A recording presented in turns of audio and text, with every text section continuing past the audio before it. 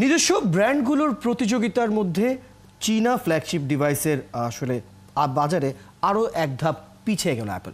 এ নিয়ে জুলিয়া তানহার প্রতিবেদনটি আমরা দেখে আসছি। আইফোন বিক্রির সবচেয়ে বড় বাজার চীনে ক্রমশই নিজেদের অবস্থান হারাচ্ছে অ্যাপল। মার্কিন টেক জায়ান্ট কোম্পানি এবার চীনের শীর্ষ 5 স্মার্টফোন বিক্রেতার তালিকা থেকেও ছিটকে গেল। সিএনবিসির তথ্য বলছে, গত বছরের দ্বিতীয় প্রান্তিকেও চীনের স্মার্টফোন বাজারে অ্যাপল ছিল তৃতীয় স্থানে।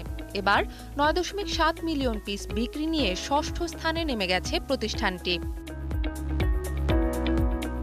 চীনা জায়ান্ট হুয়াওয়ে, ভিভো ও অপ্পোর সাথে প্রতিযোগিতা বাড়ায় হাই এন্ড বা ফ্ল্যাগশিপ ডিভাইস বাজারে অ্যাপলের আধিপত্য কমেছে। এর ফলেই দ্বিতীয় প্রান্তিকে চীনের শীর্ষ 5 স্মার্টফোন বিক্রেতার তালিকা থেকে বাদ পড়ে অ্যাপল।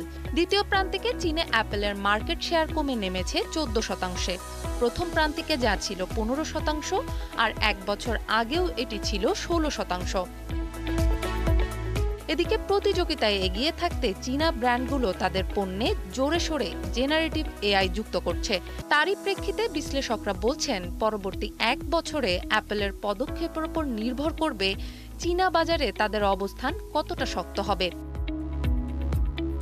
এদিকে চলতি বছরের এপ্রিল-জুন প্রান্তিকে 19% মার্কেট শেয়ার নিয়ে চীনা স্মার্টফোন বাজারের শীর্ষ অবস্থানে উঠে এসেছে ভিভো, দ্বিতীয় আরেক চীনা ব্র্যান্ড অপ্পো, তৃতীয় স্থানে হুয়াওয়ের সাব ব্র্যান্ড অনার, আর চতুর্থ অবস্থানে হুয়াওয়ে এবং পঞ্চম অবস্থানে আছে আরেক চীনা ব্র্যান্ড শাওমি।